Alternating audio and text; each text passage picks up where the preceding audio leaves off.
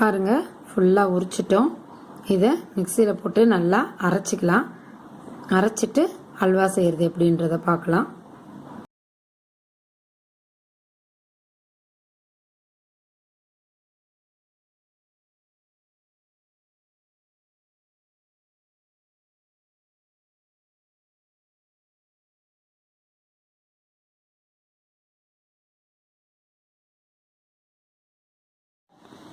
பாருங்க, கார்னிஷ்காக இது கொஞ்சம் மேலே போட்டிருக்கோம். இந்த சுவையான மிகவும் சத்தான பாதாம் அல்வா செய்கிறத பார்த்தோம். உங்களுக்கு இந்த வீடியோ பிடிச்சிருந்தா லைக் பண்ணுங்கள், ஷேர் பண்ணுங்கள், சப்ஸ்கிரைப் பண்ணுங்கள். நன்றி, வணக்கம். Welcome to Isaac creations. இன்றைக்கி பாதாமில் அல்வா செய்ய போகிறோம். அது எப்படி செய்யலான்றதையும் அதுக்கு தேவையான பொருட்களையும் பார்க்கலாம். தேவையான பொருட்கள்: பாதாம் 1 கப்பு. உங்களுக்கு எவ்வளோ தேவையோ அவ்வளோ எடுத்துக்கோங்க. எப்பயுமே ஸ்வீட்டுனா 1:2 போடணும். நீங்கள் 1:2 போடுங்க, இல்லை 1:30 அப்படி போட்டால் போட்டுக்கோங்க. 1 கப் பாதாம் அப்படின்னா 1:30 கப்பு சர்க்கரை. ஏலக்காய் தேவையான ஒரு 2-3 போட்டால் போதும். ஏலக்காய். கலருக்கு குங்குமப்பூ, கேசரி கலர் போடலை, அதுக்கு பதிலாக குங்குமப்பூ. இதுக்கு தேவையான பொருட்கள் இவ்வளோ மட்டும்தான். பாதாமை நல்லா கழுவிட்டு 2 அல்லது 3 மணி நேரம் ஊற வைங்க. சில பேர் பார்த்தீங்கன்னா சுடுதண்ணியில் போட்டுட்டு கொஞ்ச நேரத்தில் உரிக்கிறாங்க. அதில் எனக்கு உடன்பாடு இல்லை. அதனால் நல்லா ஊறட்டும், அதுதான் நல்லாயிருக்கும். ஒரு 2லேருந்து 3 மணி நேரம் நல்லா ஊற வச்சுட்டு அதுக்கப்புறம் தோலை உரிச்சிட்டு பயன்படுத்தணும்னா ரொம்ப ருசியாக இருக்கும். இப்போ இதை ஊற வைக்கலாம். ஊற வச்சுட்டு எப்படி செய்யலான்றதை காமிக்கிறேன். Welcome to Isaac creations. இன்னைக்கு பாதாம் பாருங்கள், அதை 3 மணி நேரம் ஊற வச்சேன். இந்த பாருங்க, ஒரே விரலில் தான், இந்த இப்படி 2 விரலையும் எடுத்தாலே போதும், அது உரிச்சிரும். இது எல்லாத்தையும் உரிச்சிட்டு காட்டுறேன். பாருங்க, ஃபுல்லாக உரிச்சிட்டோம். இதை மிக்சியில் போட்டு நல்லா அரைச்சிக்கலாம். அரைச்சிட்டு அல்வா செய்கிறது எப்படின்றத பார்க்கலாம். கொஞ்சம் தேவையானது அளவு இதை எடுத்துட்டு இந்த கேரட் சேர்க்கறதுல இப்படி வச்சு செத்திக்கிட்டோம் அப்படின்னா பாருங்க, இப்படி வச்சு செத்திட்டோம் அப்படின்னா சமமாக வரும். இங்கே பாருங்கள், இந்த மாதிரி சமமாக வரும். இது எதுக்காகன்னா கார்னிஷ் பண்ணுறதுக்கு. முந்திரி பருப்பு இது எடுக்க தேவையில்ல. இதை மாதிரி கேரட் சேர்த்துறதுல, அந்த உருளைக்கிழங்கு சேர்த்துறதுல சேர்த்தும்போது சரியாக வரும். கார்னிஷுக்கு தேவையான அளவு இதை செத்தி வச்சுட்டோம். இது எல்லாமே பார்த்திங்கன்னா நல்லா பச்சை தண்ணியில் ஒரு 2-3 மணி நேரம் பாதாமை ஊற வைக்கும்போது தான் இவ்வளோ அழகாக வரும். இதுவே அர்ஜென்ட்டாக சில பேர் சுடுதண்ணி வச்சுருவாங்க. அந்த மாதிரி சமயத்தில் இது மாதிரி நல்லா ஸ்மூத்தாக வருமானது எனக்கு சந்தேகம் தான். அதனால் பச்சை தண்ணியில் ஒரு 2-3 மணி நேரம் நல்லா கழுவிட்டு ஊற வச்சிங்கன்னா ரொம்ப ஸ்மூத்தாக கிடைக்கும். இப்போ இதில் ஒரு 1/2 டம்ளர் பால் ஊற்றி மிக்சியில் ரொம்ப நைஸாக அரைச்சிக்கலாம். அரைச்சிட்டு காமிக்கிறேன். பாதாமை கொஞ்சம் பால் ஊற்றி ரொம்ப நைஸாக அரைச்சி வச்சுருக்கேன். இது இருக்கட்டும். தேவையான அளவு சர்க்கரை வச்சுருக்கேன். உங்களுக்கு இனிப்பு, நான் எப்பயுமே சர்க்கரை அப்படின்னாவே ஸ்வீட்டுனா 1:2 போடுவேன். உங்கள் இஷ்டம், எவ்வளோ வேணுமோ உங்களுக்கு. 1.5 நாள் ஓகே, 1.25 உங்களுக்கு எப்படி பிடிக்குமோ அது மாதிரி போட்டுக்கோங்க. கலருக்கு குங்குமப்பூ பாலில் போட்டு வச்சுருக்கேன். இந்த 3 ஏலக்காயும் கொஞ்சம் சூடு பண்ணிவிட்டு பொடிச்சு இதில் போடணும். பாருங்கள், பாதாம் நறுக்கியிருக்கேன் பார்த்தீங்களா, அதை முதல்ல நம்ம வறுத்து எடுத்துக்கலாம். முந்திரி எப்படி நெய்யில் வறுப்போமோ அதே போல் இதை போட்டு வதக்கிடலாம்.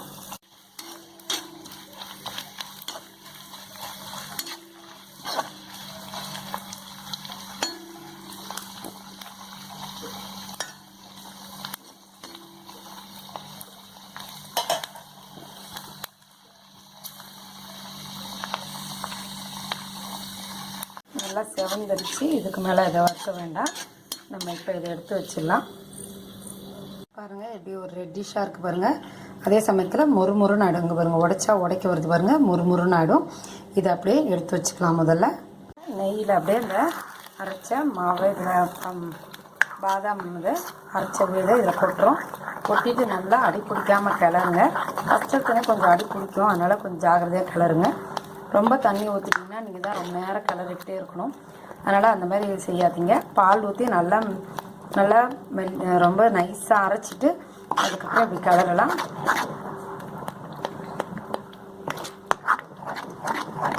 நமக்கு தெரியும் கொஞ்சம் கெட்டிப்படும், அந்த சமயத்தில் சர்க்கரையை போட்டுடலாம். இப்போ இதை நல்லா கிளறிட்டு பார்க்கலாம். இப்போ ஒயிட்டாக இருக்கிறது இந்த கரெக்டான பதம் இதுதான். இந்த அளவு மாவை பாதாம் வச்சுக்கோங்க அரைச்ச விழுத. இதுக்கப்புறம் இது கொஞ்சம் நல்லா கெட்டி படட்டும், அந்த பச்சை வாசனையும் போகும், கெட்டியும் படும். இந்த தான் சரியான தோசை மாவு பதம்னு சொல்கிறோம் இல்லையா, அதுதான் சரியான பதம். இப்போ இதை நல்லா கிளறிடலாம். கிளறிட்டு அது கெட்டி ஆகட்டும், அது வரைக்கும் நல்லா கலரலாம். ஒயிட்டாக இருக்குது பாருங்கள், இன்னும் கொஞ்சம் கலர் மாறும். மாறுச்சுன்னா வெந்துருச்சுன்னு அர்த்தம்.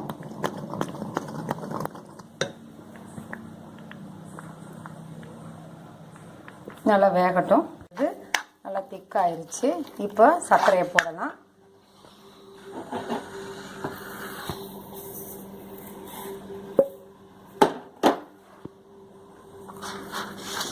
இப்போ கைவிடாமல் கிளறுங்க, சர்க்கரையில் கட்டி பற்றக்கூடாது.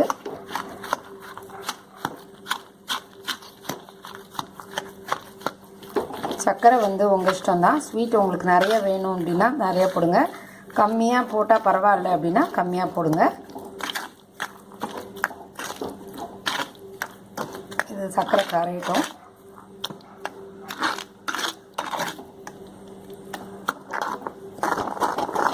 இப்படி அடியில் காம்பு வச்சு கிண்டணுன்னா தான் நல்லா கட்டிப்படாமல் இருக்கும். நம்ம இப்படி கிண்டுறதை விட நம்ம இப்படி கிளறி விடுங்க, நல்லா ஈவனாக பரவும். பாருங்கள் கலர் மாறி இருக்குது. திக்காக இருந்தது பார்த்திங்களா, தண்ணியாக ஆயிடுச்சு. அதுக்காக தான் சர்க்கரை போகிற வரைக்கும் ரொம்ப பார்த்து கிளறுங்க அப்படின்னு சொல்கிறது. இப்போ அந்த குங்குமப்பூவை ஊற்றலாம்.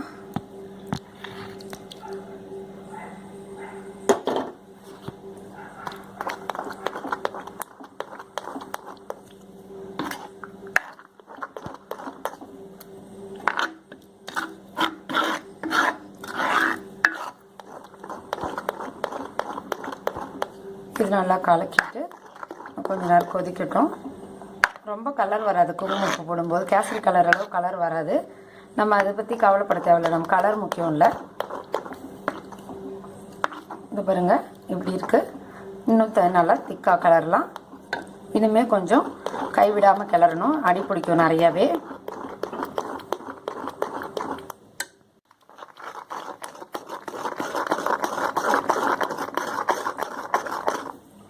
ஹல்வானாவே கிளறது தான் இருக்குது.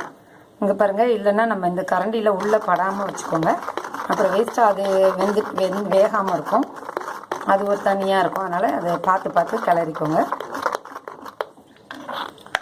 இதுக்கு இன்னும் கொஞ்சம் நல்லா கெட்டியாகட்டும். இப்போ கொஞ்சோண்டு ஒரே ஒரு கரண்டி மட்டும் நெய் விடலாம். முழுக்க முழுக்க நெய்யை தான் விடணும் அப்படின்ற அவசியம் இல்லை. நீங்கள் சன்ஃப்ளவர் ஆயில், ரிஃபைண்ட் ஆயில் வச்சுருந்தீங்கன்னா அதில் பாதி இதில் பாதி கலந்து விடலாம், அதோட ஸ்மெல்லு தெரியாது. நான் இப்போ எண்ணெய் தான் ஊற்ற போகிறேன். ஃபுல் அண்ட் ஃபுல் நெய்யே ஊற்றினா நம்ம கட்டுப்படி ஆகாது. ஒரு கரண்டி எண்ணெய் ஊற்றுறேன்.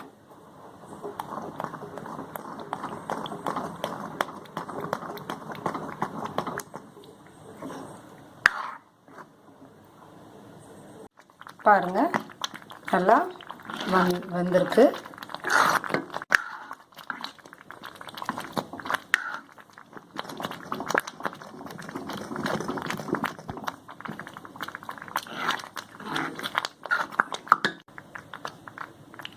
ஊற்றுறேன் எண்ணெய்லாம் பார்த்தீங்களா, அந்த சைடில் இருக்குது. நம்ம எண்ணெய் ஊற்றி செஞ்சும்போது தான் நமக்கு இது ரொம்ப நல்லா அமையும். இல்லைன்னா இதை பாருங்கள், இந்த பாத்திரத்தை ஒட்டாமல் இருக்குது பாருங்கள், இதுமாரி இருக்காது, ரொம்ப ஒரு மாதிரி குழன்னு இருக்கும்.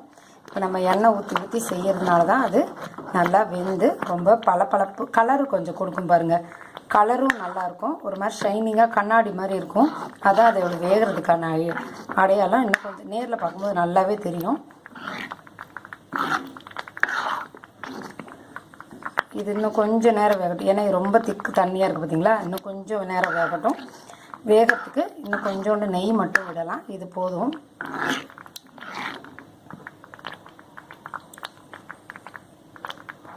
பார்த்திங்கன்னா உங்களுக்கே தெரியும் எப்படி இருக்குன்னு. கடைசி அளவான நெய் எடுத்துக்கிட்டோம்.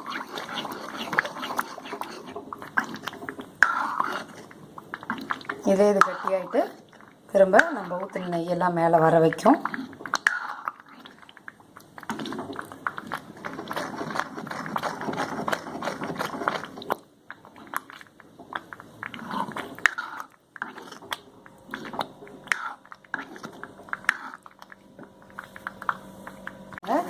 ரெடி ஆகிடுச்சு. பாத்திரத்தில் ஒட்டாது வந்துச்சு. இன்னுமே கலெக்டி இருந்ததுன்னா பர்பி மாரி ஆகிடும்.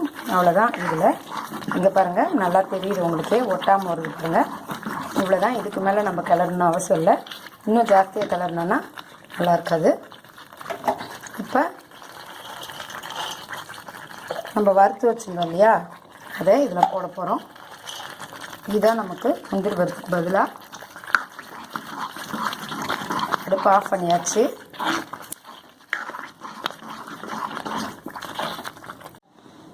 பாருங்கள், கார்னிஷ்காக இது கொஞ்சம் மேலே போட்டிருக்கோம். இந்த சுவையான மிகவும் சத்தான பாதாம் அல்வா செய்கிறத பார்த்தோம். உங்களுக்கு இந்த வீடியோ பிடிச்சிருந்தா லைக் பண்ணுங்கள், ஷேர் பண்ணுங்கள், சப்ஸ்கிரைப் பண்ணுங்கள். நன்றி, வணக்கம்.